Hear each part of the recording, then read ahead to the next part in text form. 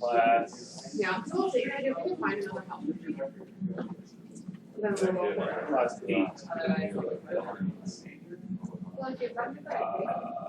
We just finished class 5, so not next week. Not the following week, 3 weeks, so But it's the same company as not mine. the 3rd, So, not this I one, mean, I know so what's it's the 20th? but it's a one bedroom. So there's a lot of love that I for it. Yes, it's actually on my calendar. Not for me, it's fine. Because it's like, what do you think it's wrong? So I figured we did that. So we can have 6,000. We're starting an hour early. Either we start an hour early that night or we go an hour late. Class, we'll start at 6. But the lab might be like the passive lab is down to like probably 6. So maybe. We're fighting. I don't know what lab that is.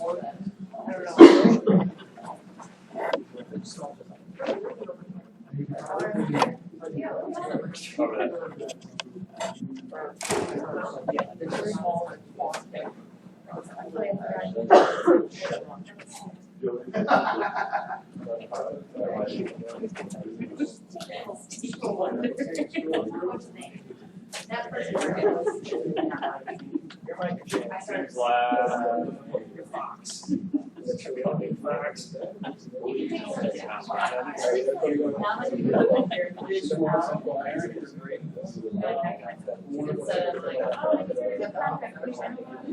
yeah, but it's all labs. I'm Steve.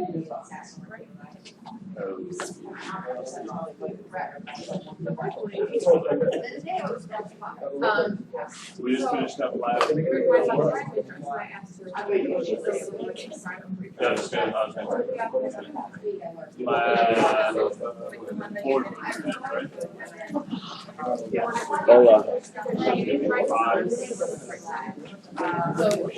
I figured out what I needed to figure out. I don't know, I'm recording, but I'm not, for some reason, I'm not sharing. One he's supposed to be watching, but it's not transmitting. This one is recorded, so.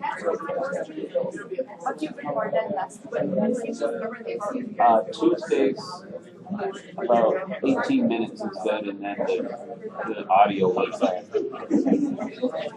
stinks because last Thursday was perfect. It's really just being there for. Which is good because I was messing around with this for so long I wasn't paying attention. So we're somewhere near the end of that class note, this code. Yeah.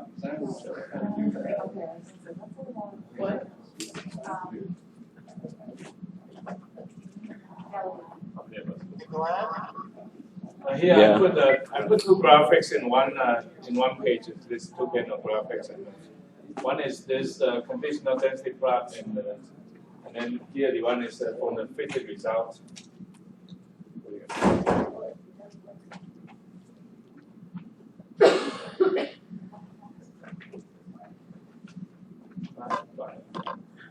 That means we need to get that. Result before, in order to run this correctly.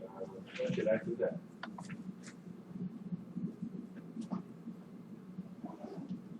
Note 08.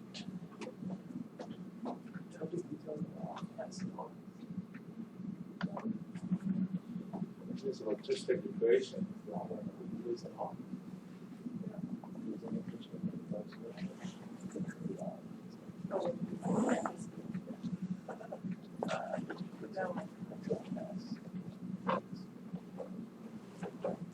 It was this here. We have this GLM fit without gender. So this with binomial family. logistic regression. So we had this fit earlier, and then we had we predicted the response here. That's a posterior probably, right? And then here posterior, we classify. Here this is a tracer. So I need to run this first before I use that. Okay, so here in the earlier logistic regression, okay, fit the bone without just on the two numerical measurements, freshwater and marine. And then there we have this classified result, and the fitted result. And now let me scroll down here. That's why I probably have to fit. It's better for me to just finish it in one shot. Here we have to continue with that. So here I have a density plot and the fitted conditional density plot. Okay, so here I set up this graphics with two. This is two panel plot. And here we plot the first panel with our CD plot we had earlier. So here this is our CD plot, conditional density plot of bone versus fresh water. And just for comparison, let me put some quick lines there. Basically, when I say quick, and first is for x coordinate, so that means horizontal. Okay. So I produce not in the horizontal axis, so means no vertical line, right? And there are 5 y values produced for grid, so that's 5 horizontal lines. See that? First is for x, so that means I produce no grid lines on any x value, so no vertical lines, right? Produce 5 grid lines on that. Okay.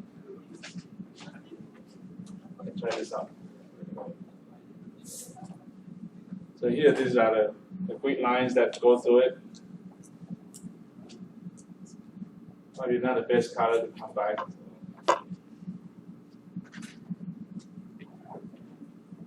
Anyway, so here we produce 5 horizontal lines with basically 5 numbers in y direction. So this grid, and then you do that. Okay.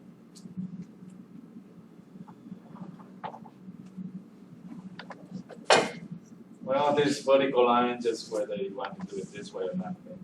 Just like that.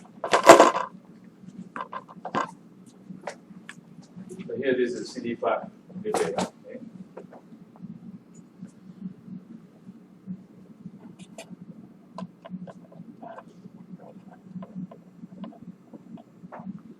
Now, remember earlier here, this is our logistic regression fit. We have already identified the classified result, okay? The fitted response, right? So that is according to the classified result. Okay? So produce the CD plot and use a vector, otherwise that the classified result is a character that we produced earlier. And we did here today, right? We basically just take a color name, so that's the only character. So change that into vector. I require that this CD plot in this formula, the left-hand side is supposed to be a vector, so just change that to vector. And produce grid lines very similar to that. Okay. So here, this is fitted CD plot. Okay. It's not completely identical, so means we probably have some misidentified individuals. So you can see comparison.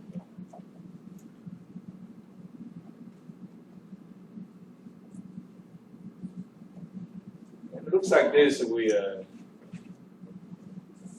more likely to, if you look at this, compare this to the CD plots we have earlier. For the fitted result, we are more likely to classify as being, this Alaska, right? For the small values of fresh water. So probably you will see more misclassified identity in the low values of fresh water. So some of this plots really helpful to produce some result. Okay.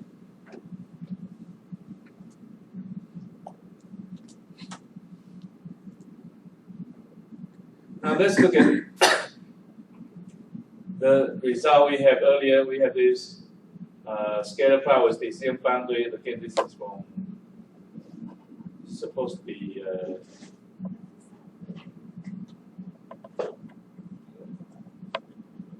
enter this part already. Probably not. Huh? This is again. We need this coefficients, otherwise we cannot plot the boundary.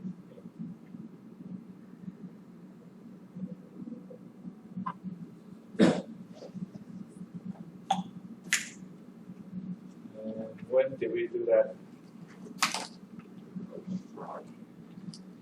So we have our coefficient right here, right? So beta is here, so I really need to run this beta, otherwise I won't get this correct. Okay?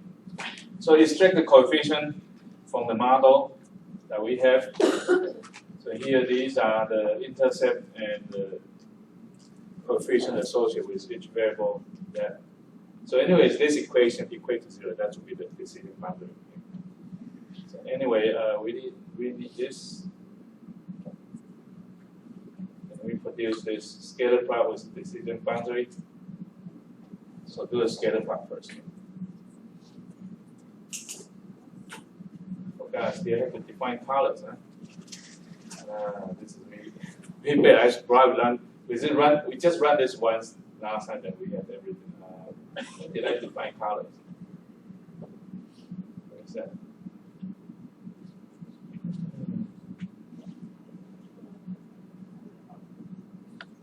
Probably need to search for it.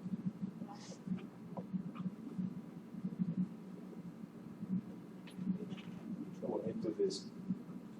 This color is defined somewhere. Can anyone find it? Use the notation colors. I have the COLs right here. Okay. Sorry about that. Okay. Well, in the middle of that. Okay.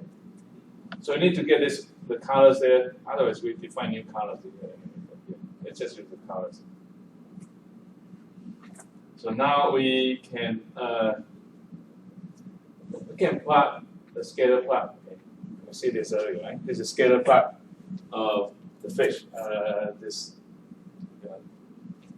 There's two groups of fish. Okay. And let me put this to top so that we don't have to just go back and forth.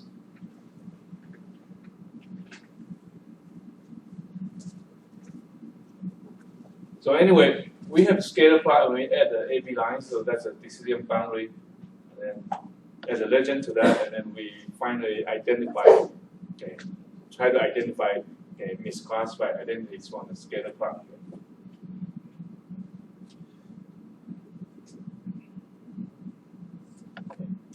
So decision boundary based on this logistic regression fit was given, and then you fit the legend box. Since the locator will bring us to this, we need to specify where these two groups are. Okay. So one is this is Alaskan, and then this is Canadian, and you finally just do this identifying identity. So here, this is misclassified individual fish 71. Another one here. And here, this is another one. We have everything all right here. We have to see. Anyway.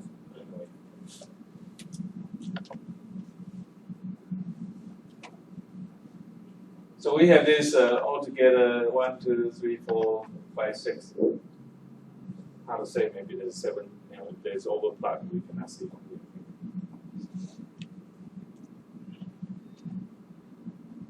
So we actually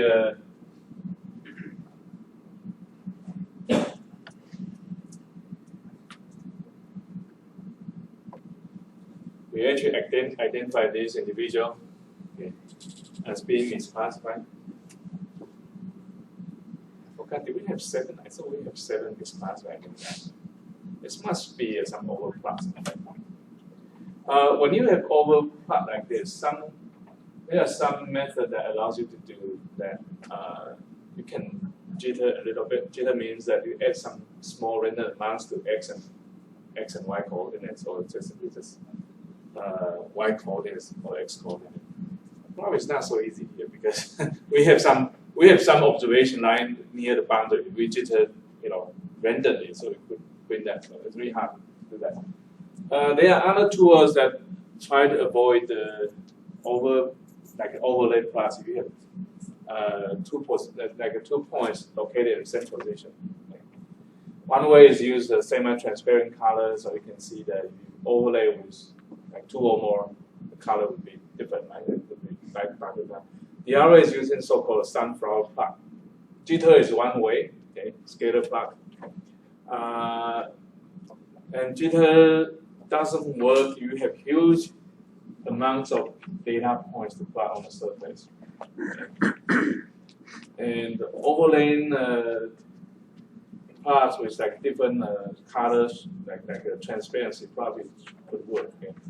Even with some even much larger data set, none of this would work. Okay.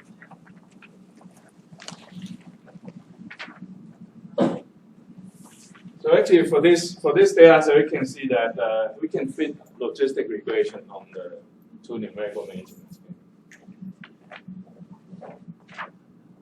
I already forgotten what is the misclassified number of misclassified identities. Is it 7 or 6? 7, right? Yeah. There must be some overflows here. We couldn't see from here. Did I identify everything? Looks like I did, right? Here, 1, 2, 3.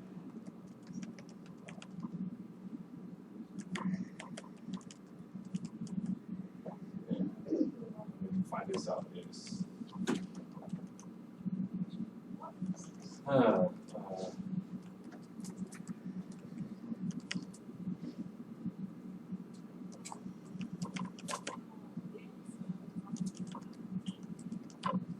Try to find if you find any duplicate data. It's coming up duplicate. But the price only for the rank, only one color. A multiple colors, something like that.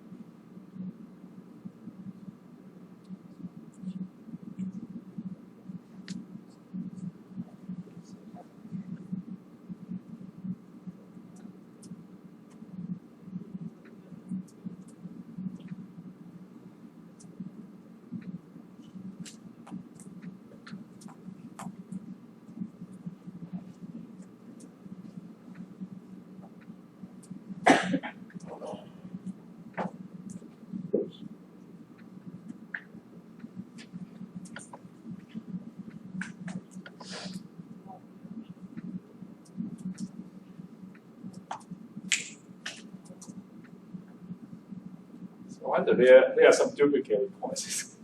Looks like it is, right? We have I find the total unduplicated columns there only 98. So there are two pairs of observations actually identical in both sides. That's why you see overplots.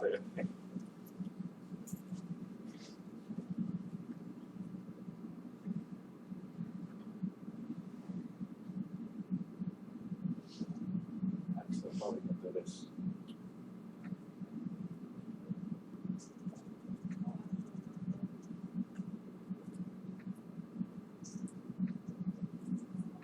I'm not sure whether this was be successful or not. Oops.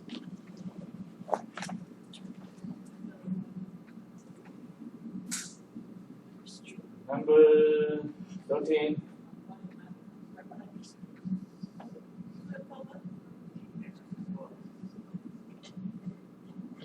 This must be another one, isn't it? Otherwise, how can we reduce from 100 to 90? Oh, okay. Because the two of them are on top of each other. Probably it's much easier for me to just run this.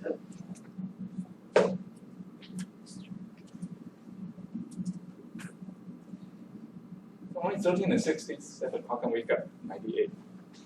Because there's two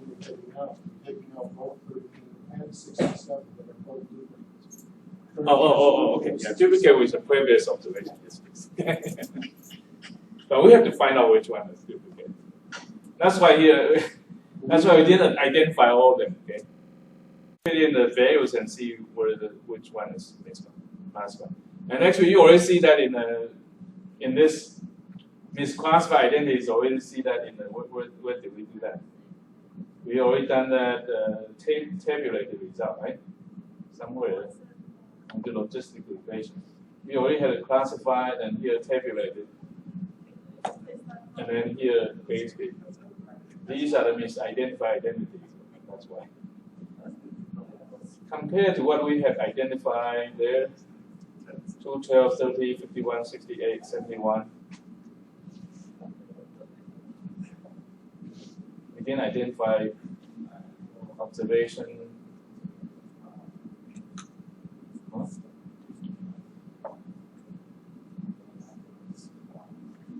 Let me just do this here.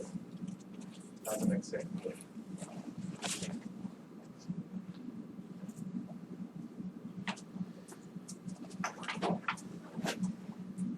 So 2, 12, 13 was not identified there. So it must be overlapped with something else, right? Actually, that's what we found earlier, 13, right? And that's the one we didn't identify, just using the graphics. Well, anyway, graphics just help us to see what we have in there. And you can see, we can see this line here. And the fitting we have is based on, by default, it's based on the so-called equal priors. Do we have same size in this data set?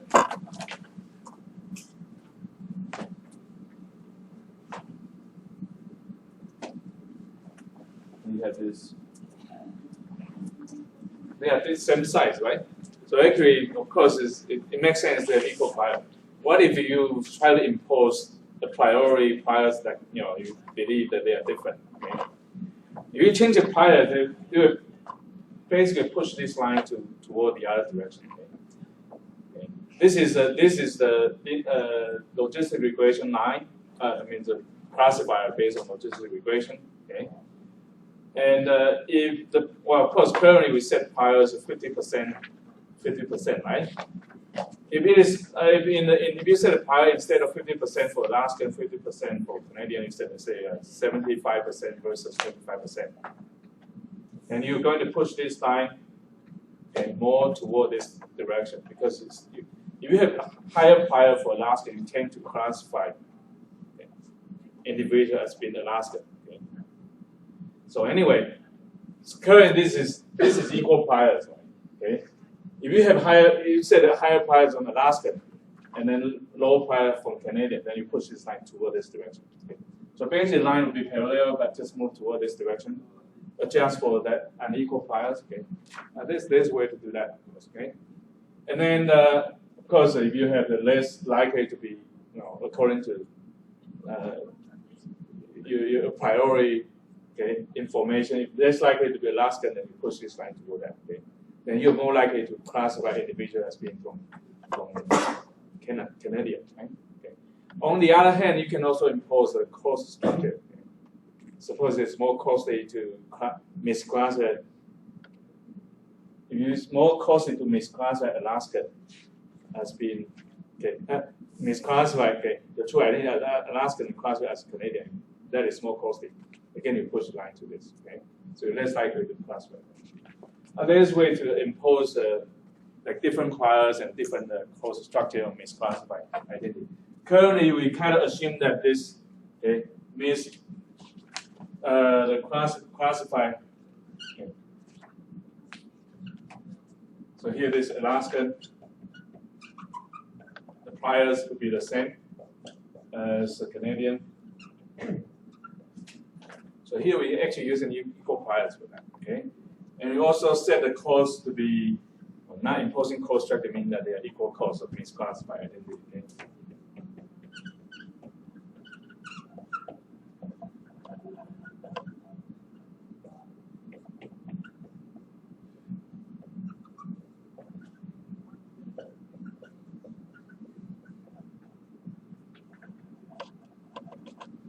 So currently we solve all this classification based on that assumption, right? Okay.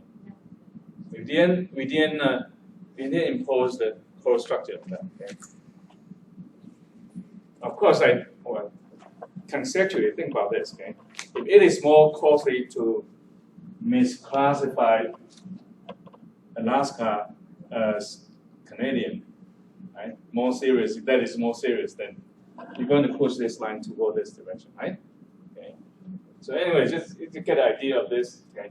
Well, actually, for what we have discussed, we didn't actually talk about this unequal bias or setting with a different code structure.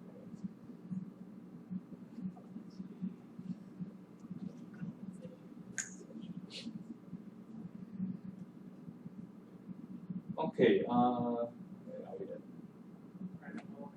at? So we are done with this, right? Okay, let's talk about the next topics. This is a short class note about the K nearest neighbor learning method. Nearest neighbor method for classification. Yeah, only one section for that. Okay. Use a K nearest neighbor fitted response. Basically, take the average of responses at K nearest neighbor of K. Okay. By doing this, of course, in a detailed implementation, you could have some ties with within this K nearest neighbor, the most distant one, to tie with some others observation beyond this range. Okay. Some would suggest that just use all of them, okay, and which is a default of the implement that we talk about later. Okay. You can also just use randomly choose one, the most distant K nearest neighbors. Okay. But anyway, we take this K observation that are closest to the observation. Of course, here you have to define what. Of course, define the distance, right? What is the neighborhood of that? Okay. So K nearest neighbor, the average response. In a sense, this is one of the general class of the classification method called the voting method or committee method. Okay. In a sense, like that. Okay. Not exactly, but very similar to that. So you kind of gather the opinions of these K nearest neighbors and take average. Okay. Of course, this is for if you have a continuous response, then this is taking average. But for classification problem, you cannot take average. Then you do voting, right? Majority vote win. Okay? So that's a way to classify. Okay.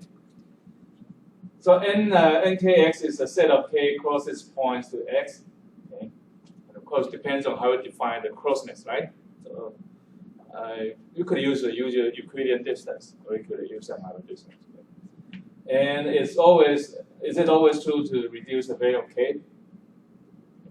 Well, not always true. Okay. We'll talk about the tuning method later. Okay. How we tune this. What is the best k value? Okay. Of course, you can see that you use the one nearest neighbor. Okay. This is what happened. Will you misidentify anything? Not at all, right? You cannot misidentify. Okay. But of course, this is less useful, isn't it? Okay. Okay, just so this is what is provided in the data. Then just what was that? You will not misclassify this one. Okay. But given a very complicated like decision boundary, and here this is 15 nearest neighbor classifier.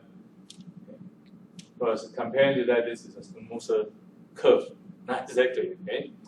But here it turns out we will misclassify more observations.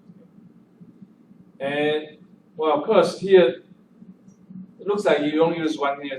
The model here is more complex than the one you have. Okay. Because to define the decision boundary is really hard there. Okay.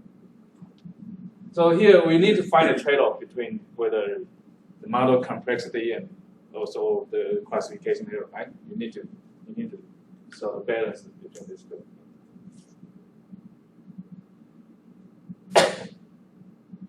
For two classes case, use binary response, of course, but of course, averaging the response doesn't make sense, right? Isn't it? You take an average of, say, 5 nearest neighbor, the result like a 0.5. We don't have class 0.5, so it doesn't make sense, okay? But anyway, for k-nearest neighbor classifier, you assign a case having a feature vector to classify x, okay?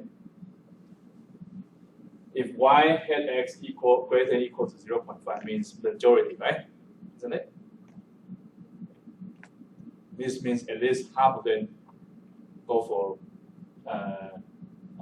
class 2, right? Isn't it? Okay. So this is like a voting here. Right? You have, say you have 10 nearest neighbor, they vote for which one you want to go for. Okay. Okay. So here, basically, the idea is really simple. Okay. The majority wins. Okay. So that's what this k-nearest neighbor method when we have this categorical response. Okay. Of course, we can extend this idea to say more than 2 classes, right? Again, still use the majority votes as the one that we to be for that neighbor, so we classify as being from that. Okay. So that if that individual, the majority is that voting for particular class, then you classify that individual as from that class, right? So that's the basic idea. It's a really simple idea, right? We don't have to look at mathematical form on this, right?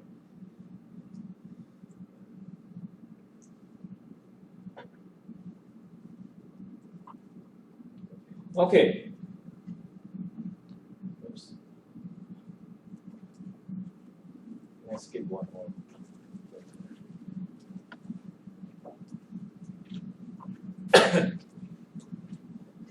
This is what about this the detail of this the algorithm.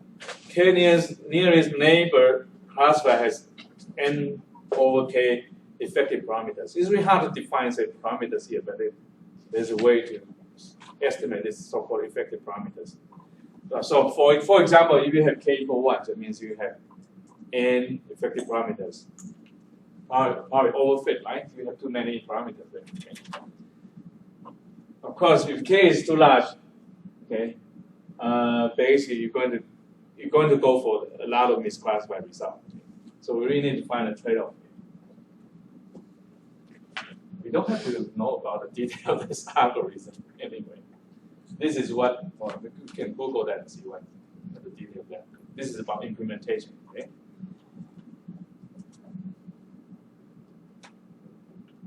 And the square error loss function cannot be used on training set to pick k. Okay. If you have k equal 1, okay. That's always result in k equal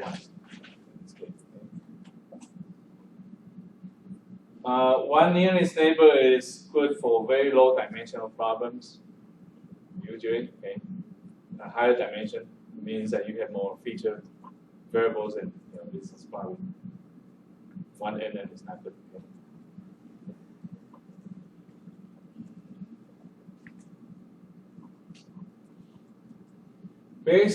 Well, this is some simple comparison between this square method and k-nearest neighbor. Okay. Basically, this square assumes fx is globally fit or globally approximated by, well, at least approximated or fitted by global linear function. And k-nearest neighbor is fit by some local constant function. Okay. So that's a slightly different. Constant function, the reason is that we do average, right? We do average in a continuous response case. We do vote in the majority vote, so it becomes like a constant. Okay?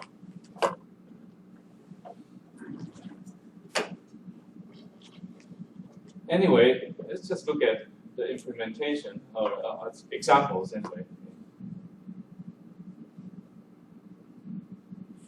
From class node 09.r.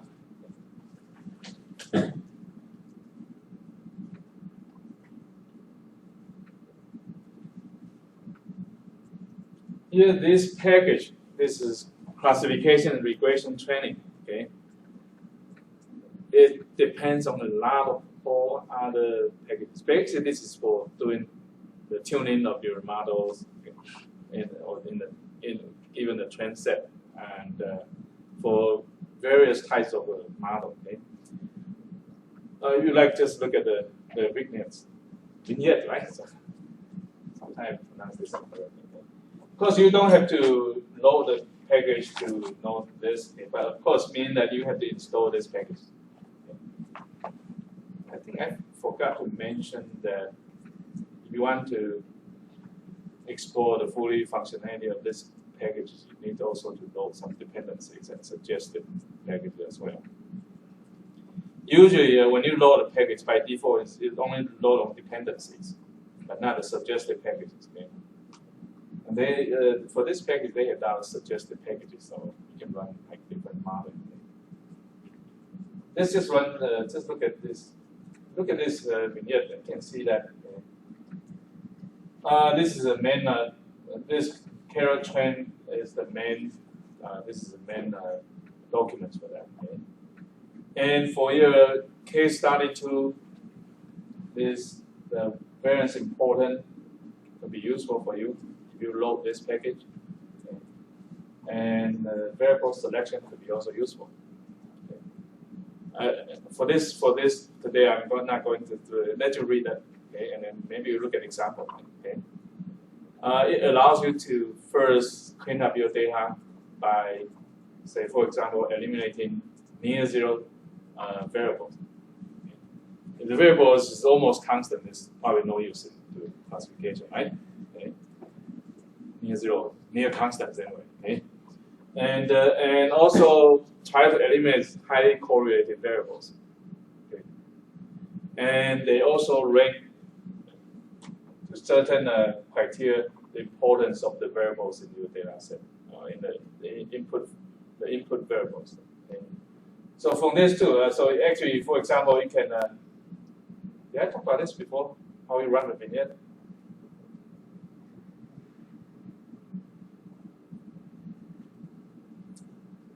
Right? Just for any particular topics, because it shows that there are 4 vignettes here. And for example, look at this carrot selection. If you are running window, and with this the list of vignettes for that package. And what I did before is that I kind of leave a placeholder for that in quotes, right? Okay.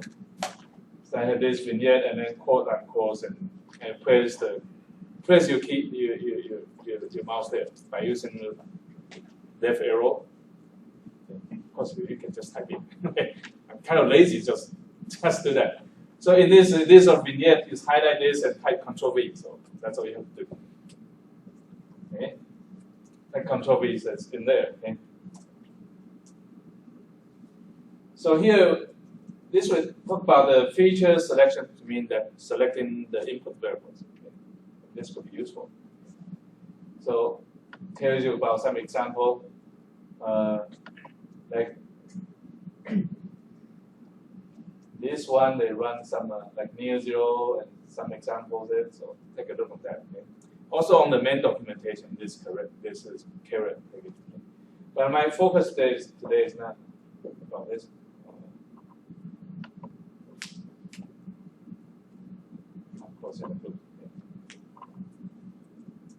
So anyway,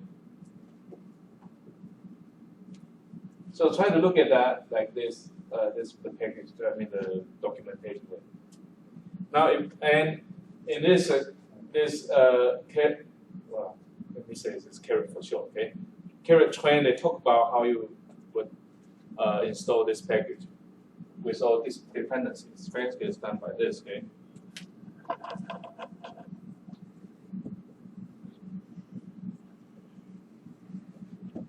Install packages, and then here, of course, the packages, right? I think this is lowercase. Okay. So you install this package and run dependency. Oops.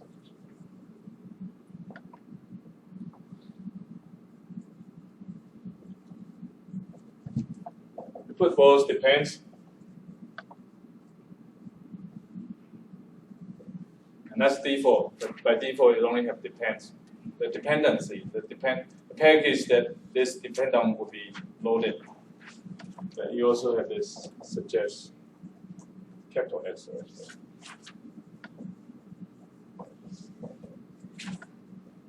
So they will load these optional packages then. So you have the whole functionality of that package. Maybe if you didn't do that installation, you can just rerun by using this command. Okay? So install this caret properly.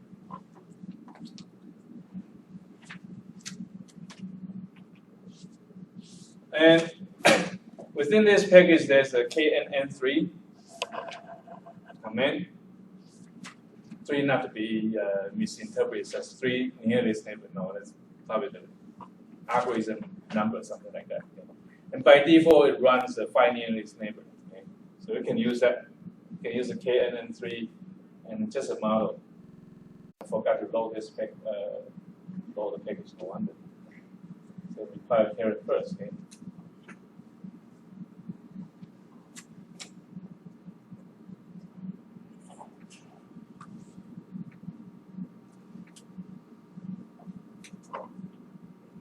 Let's do that anyway.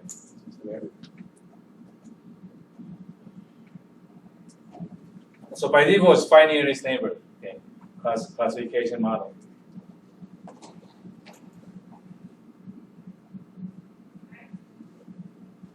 So M would be something like this, but you can predict the result based on this. Okay.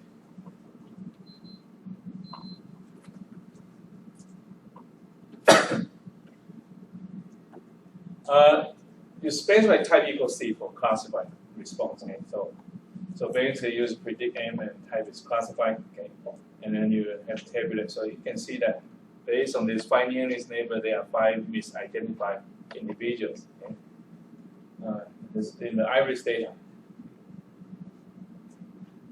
and you can calculate the posterior probability by using predict command again. And you can see the reason is that the default for predict is actually producing posterior probabilities, right? Okay, so that's why the same predict function also produces posterior. Okay? And we just get row name and then just print the posterior probabilities. Okay? So here, these are the 5 misidentified flowers. Okay, like these 3 flowers misidentified, supposedly versicolor misidentified as virginica. Okay. And the other 2 is just the other way around. So here this is 5 nearest neighbor classification.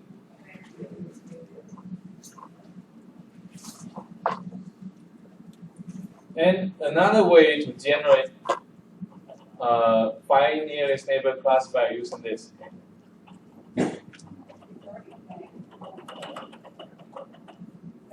Using this command. Just train this model, and you say knn3 train, also built in this caret. Okay. First part is a data frame that contains your input feature vectors, right? Okay.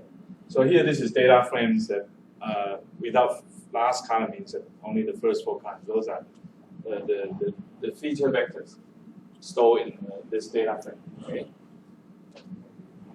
And the second one, this would be just a vector, just a single column. Okay, it's not a data frame, but no, sorry. The first one is train set. Okay? So it allows you to do train set and test set here. Okay, here I use the same thing to produce the same result, similar result. Okay? And basically this is a vector. The third one is a vector. So first part train set, and then here this is test set. So actually, when I use a test set space at the same, I actually did do split here, right?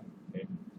Here, this is the result, and space by k equal 5 nearest neighbor, and request a posterior probability to be returned. Basically, that PROB equal to true. That's a default. Actually, you don't have to space by that.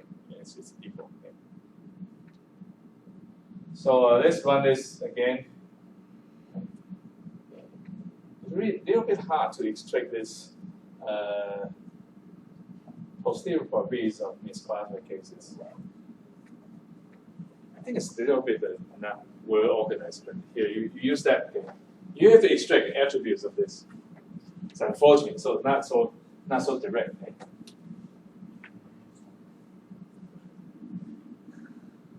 So here, this KN3 train, we train on this data set. Okay. With the factor here, this is the known class of the train set. Okay. In this case, also corresponding for the test set as well. Okay. And we tabulate this classified result. Again, we find that 5 misclassified identities and basically give you the same result. Okay.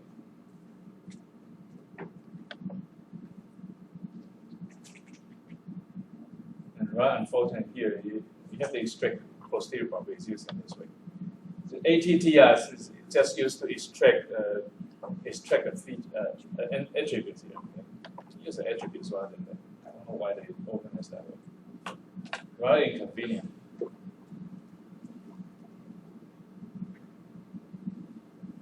And more general way is like you allow the package to choose K for you and then try to evaluate which one is the best. Okay, so I'll show you with the graphics.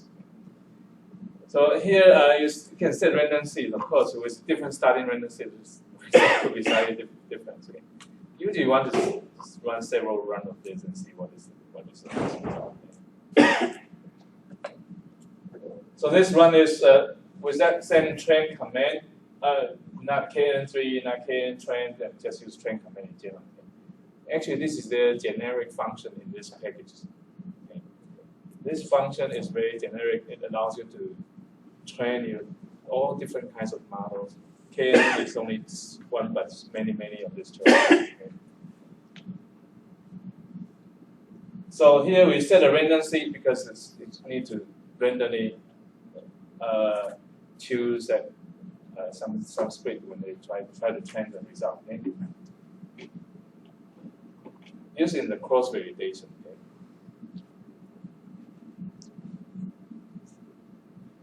So basically, the random seed is required when they do a cross validation. So here we say in the train controllers method is cross validation. So cross validate and see what is the best result. Okay? And the results though in MP, and all you have to do is just plot the performance measures against K. Yeah, just do that. Where's our button? Put this up.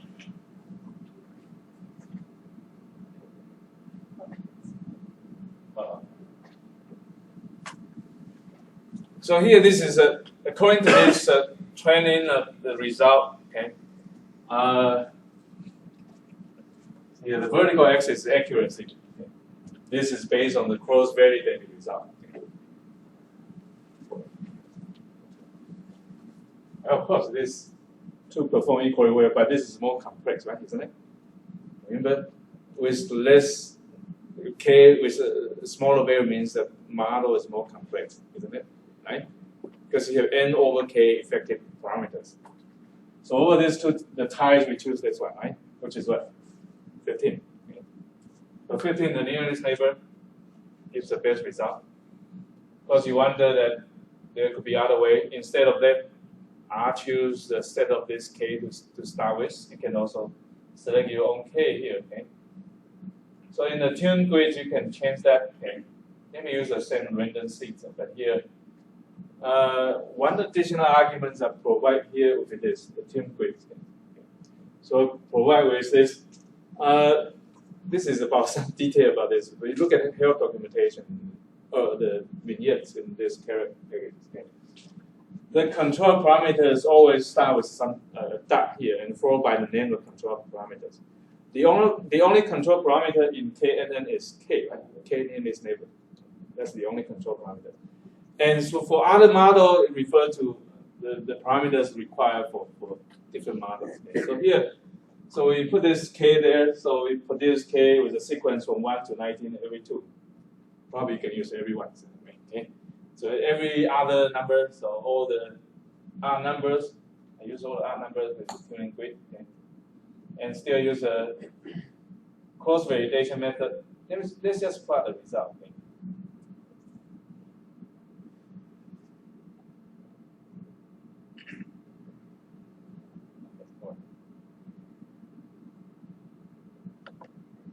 So here, again, it's just resolved to 15, right?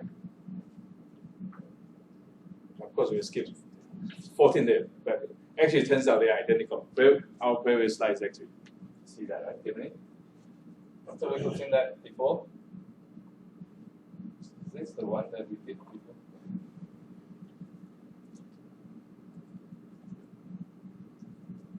This was the one that we did before, right?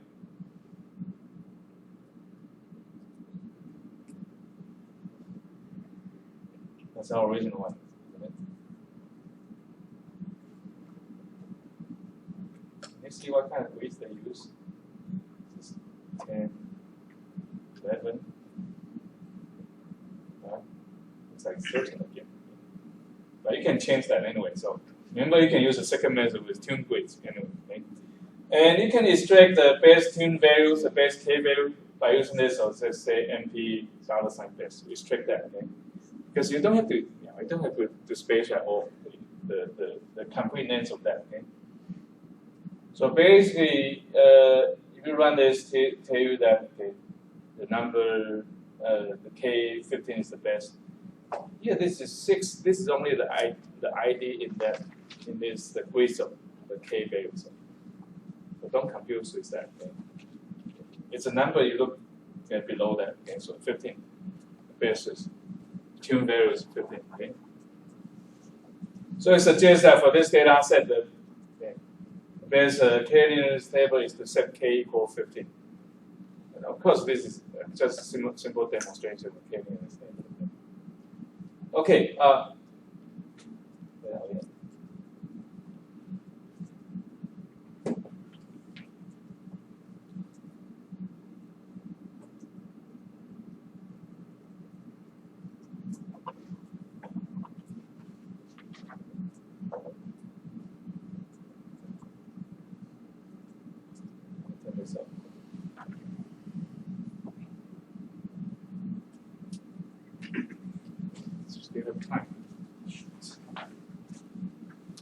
This is a class note 10.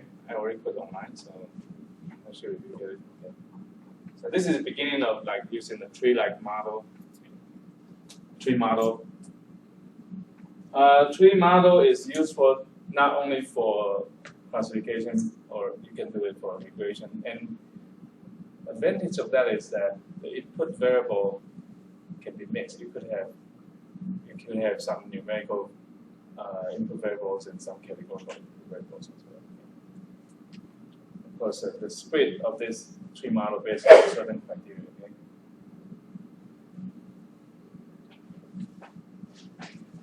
Okay? So let's try to get used to, or at least get to know this tree model.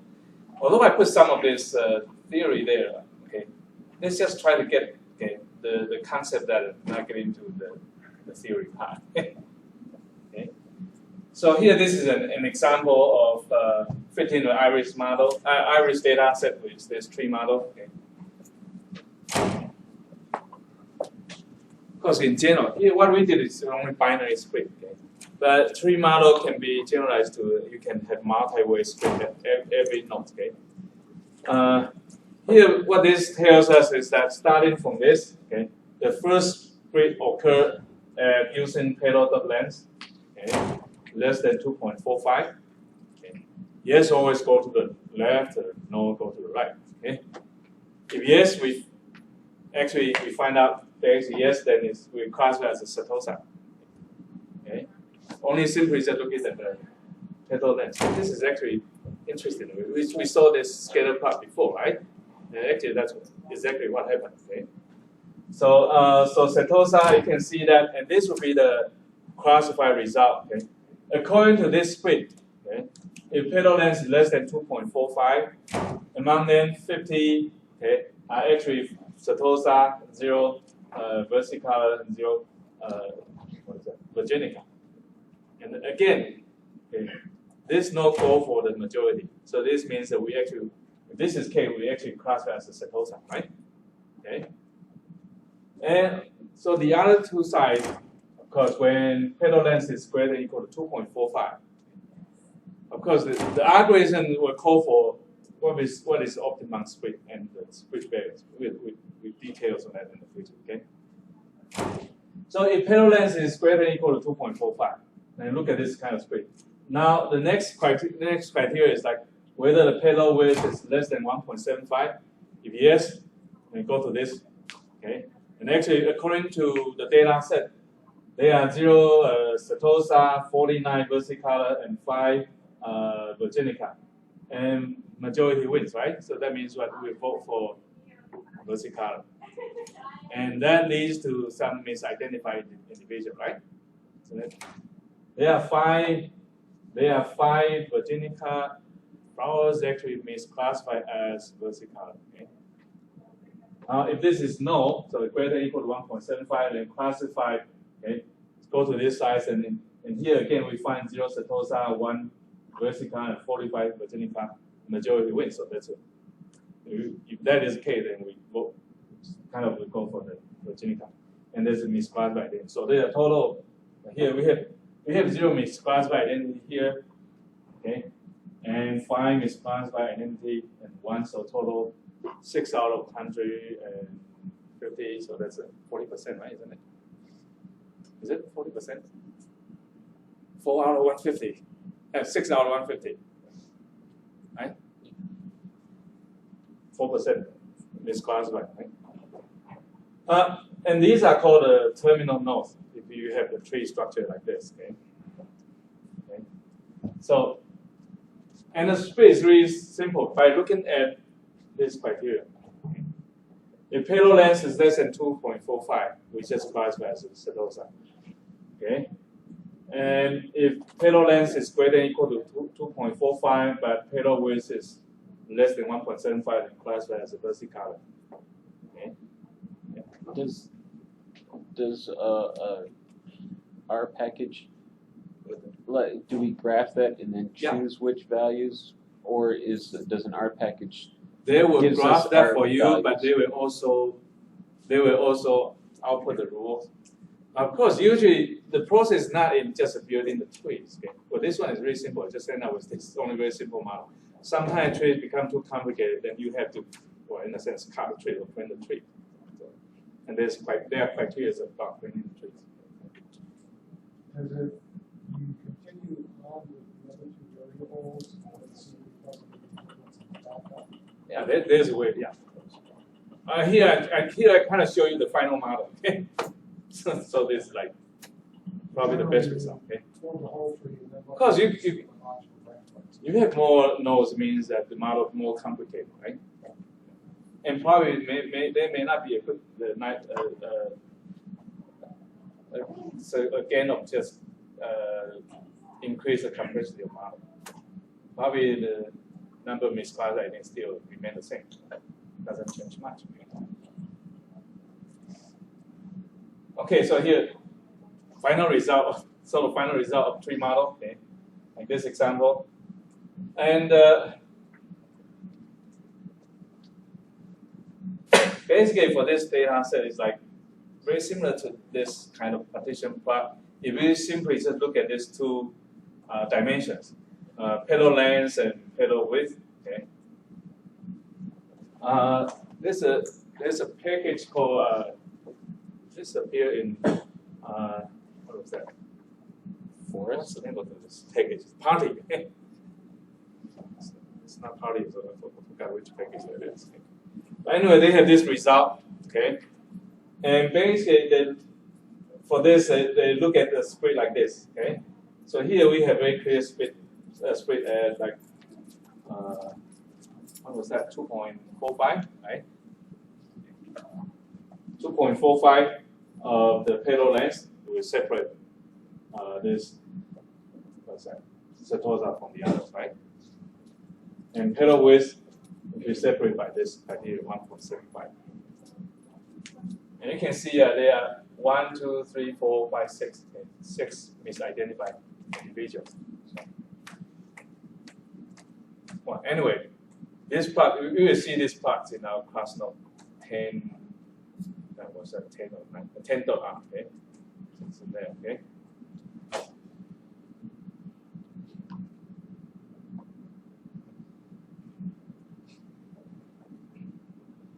The advantage of tree-based models, of course, because it's simplicity, okay?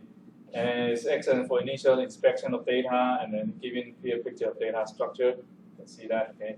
Providing intuitive insight into variable interaction. Actually, our previous see the division, okay, really depend on how these two variables interact, right?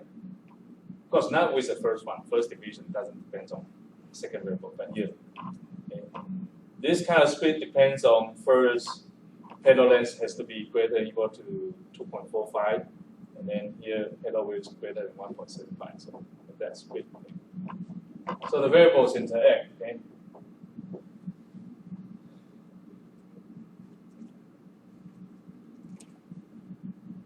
So basic idea is just split the data into two binary split or more. Okay, you could have multi-way.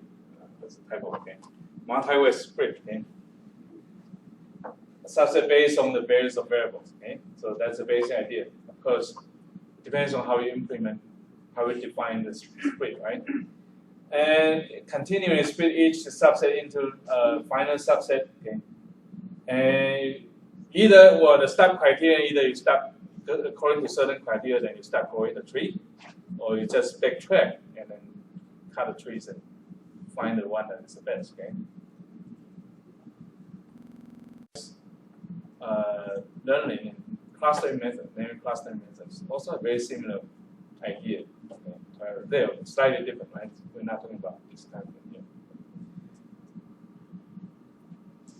Now this is the multi-way split tree model. According to this data, I didn't see that probably. Maybe there are some packages that actually install this multi-way split. I didn't. Maybe I couldn't find one. Okay. So maybe if we find one, anyone that would do multi-way split, and can apply to this data set. Forest might. The Forest? package Forest. Random forest? Yeah. Did they do multi-way splitting? I think so. I didn't take a look. So here this is multi-way split, and then if you for the outlook, if it's overcast, so simply just say, okay, go ahead and play. Okay, this is a nice day, perfect day for playing golf. Okay, or tennis, not golf. This is for tennis. Okay, and outlook is sunny, and then it depends on what kind of humidity level you have. Okay, so if it's normal, then go ahead and play, and then if high, then no. Okay. So here we have multi branches, not just binary split here, right? Okay. And for rainy, probably depends on wind. Okay. Depends on the weak wind, not strong wind. So combined with this rainy condition. Is that really true? Not a tennis player, so I cannot tell. Of course, it depends on who collected this toy data set. And this is only just for fun, okay? Look at this classification tool. Okay, now let's look at the binary tree model. Basically, it will partition the input space into a set of rectangles, okay? And then look at fit a simple model. For example, constant. When you fit constant, it means what? You're comparing mean, right? Okay. Well, actually, constant means so you actually fit the mean. And of course, then you have to have some criteria, see what kind of split will produce the best result, right? For example, minimum sum of square, you do the constant, right? Okay. So fit a simple model, constant could be one. Of course, you can also fit some more complex model. Okay. Some will, I saw an example is in the tree model they combine with some smoothing spline regression model, and that's a lot of complexity. Anyway, There are basically two types of tree models. Either it's regression trees, okay, when you have the quantitative response, you make a response, okay. So regression tree, okay. And classification trees when the response is categorical. Actually, this is our focus now, okay.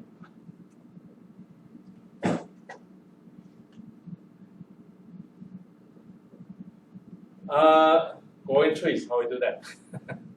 Plant the seed, that's all. Okay. Anyway, no, do it this way. Okay, determination of splitting points, how we do that, okay? How we grow a tree and control tree size. Okay. How we prune trees, or we use some kind of stock criteria when we grow trees, but either way. Okay. Should we look at this? Probably it's okay, right? For regression trees, let's say we have n cases or n observations with feature vector, okay, like this, and output response, continuous response. Okay. And suppose you have this n region partition, okay, and fit a constant, right? So basically, this is just a constant. Okay. We can consider, or even consider more complex model, maybe linear, straight line model, depends, okay?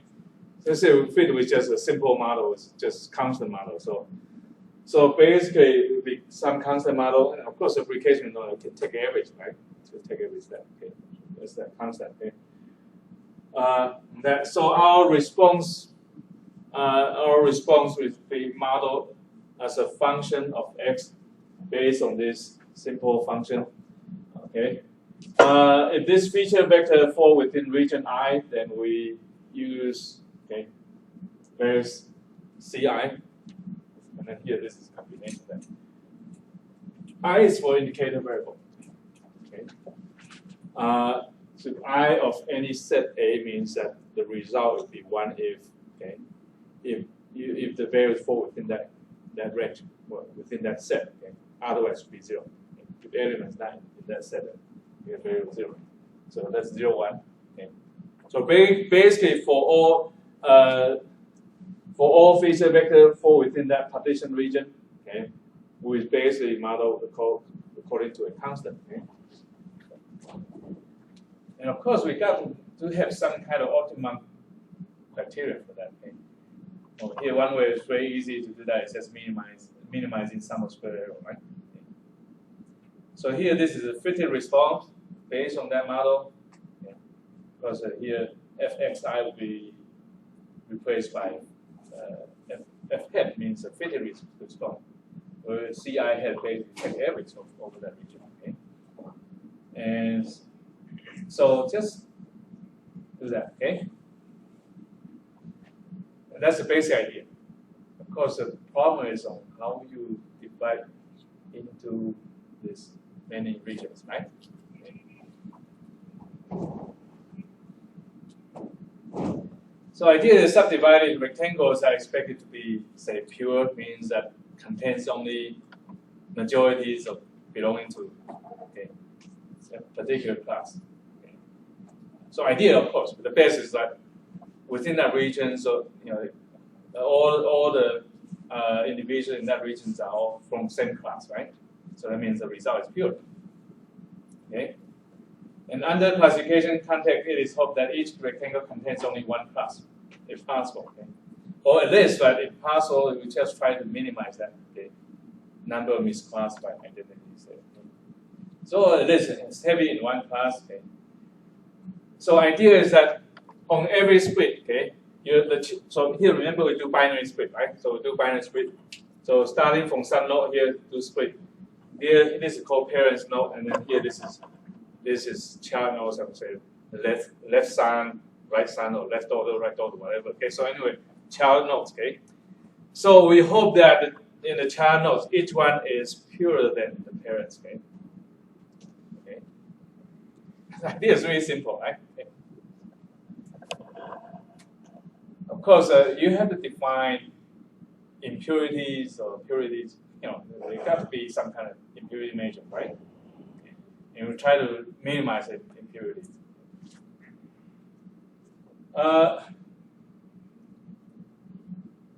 For regression trees, Ri Here, this is notation.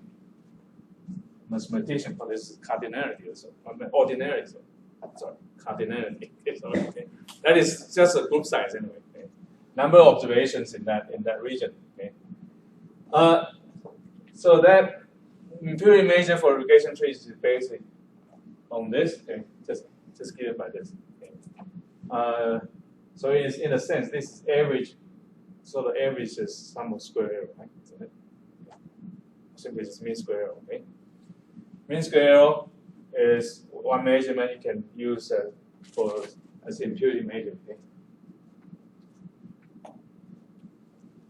So idea is that you find the best split. So the channels, the impurity in the channels, smaller than that, and among many models, you want to find the one that the channels has the least impurities. Okay, because there's a way to vary that. Okay? How to define impurities over the two channels combined. Okay?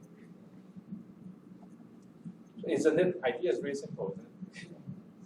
Because I think when they developed this, a lot of mathematics around this. But just think about this, how this tree model was built. Okay.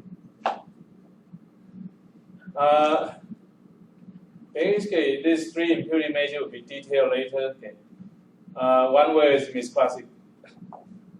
using misclassification error, proportional misclassified cases in RI, and there's a Gini index, and there's a cross entropy or information. This is called information criteria. Okay. So cross entropy or deviance. I will picture this in when you have two classes cases. Okay.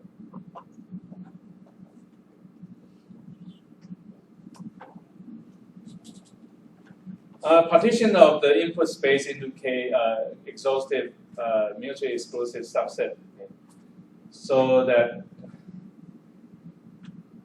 So every case is the predicted class is I. So in every node you have only just one class. And actually you see the majority vote, right? You get the majority vote on that.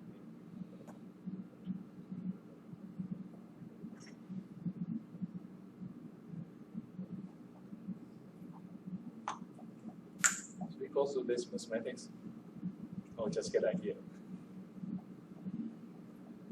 So suppose you have a learning sample or train set, okay, with cases xn. So here these are. So here this is training set anyway, and here we have our feature vectors, okay, and here this is the group identities, right? Of course, in train set the group identity is completely known. Okay. So with cases like this, okay, and Jn belongs to one of these k classes. Okay.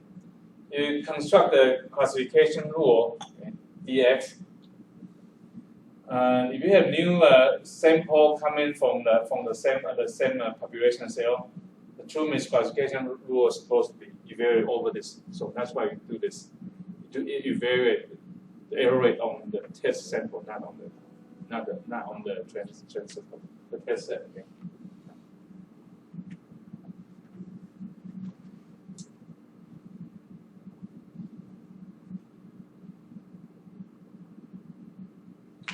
It's simply just a probability of misclassified identities in a test set. Okay.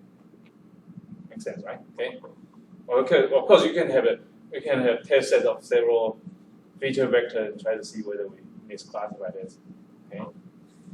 And of course, in the test set, the true identities of individuals are also known, right? And we actually just do that. Okay.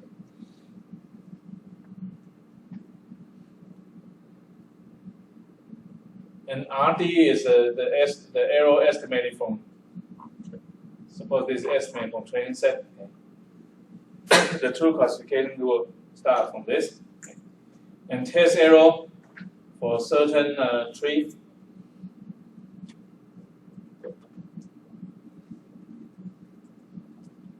Why I use this notation? Okay. So you have random split of your sample, okay, into L1 and L2 and construct, construct dx using L1 and test it on L2. This is some sort of cross validation. And R by default runs something called tenfold cross validation. Instead of having this two-way split. They split in 10 roughly equal sizes subset. And then you leave out one of this subset and then use the remaining 9 subset to construct your model. Okay? And evaluate the error over the leave out subset. And do this across also. Actually, that's we'll talk about it actually in the same slide. Okay, it's down there. Okay. So cross validation error.